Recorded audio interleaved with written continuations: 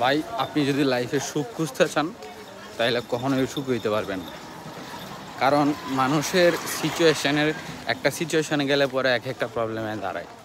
Like আপনি যখন এসএসসিতে পড়ছেন তখনের প্রেশার ছিল এডমিশনের চান্স পাবেন, তখনের প্রেশার হইব ভার্সিটি হ্যান্ডেল করা।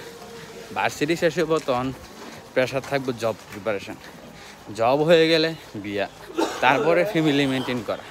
সো আসলে মানুষের লাইফটা হচ্ছে চ্যালেঞ্জিং। তো আপনি যদি আসলে সুখ খোঁজার জন্য সময় বের করতে চান আসলে সুখী হইতে পারবেন না কখন। সো লাইফে যেই সিচুয়েশনে আসেন সেই সিচুয়েশন থেকেই মনে করেন যে একটু সুখী হওয়ার ট্রাই করেন। লাইক প্যারা যারা বাঁচেন, লাইফে পিছু টান চারা বাঁচেন, এত ভাই মানে 60 বছরের জীবনে এত পিছু টান রেখে লাভ আছে নাকি? যেই রকম মন চাই ওইরকমভাবে বাঁচেন। সো সুখ খুঁজতে গেলে আসলে কখনো সুখ হইতে পারবেন।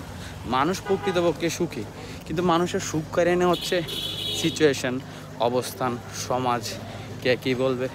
সো আসলে আপনি যদি চান একটা সময় পরে সুখী হবেন, সুখ খুঁজবেন, তাহলে আলটিমেটলি কখনোই সুখ হইতে পারবেন না। তার থেকে বরং যেই সিচুয়েশানে আসেন আপনার হাতে যাই আছে ওইটা নিয়ে সুখী থাকার ট্রাই করেন, সুখী হওয়ার ট্রাই করেন, এটাই।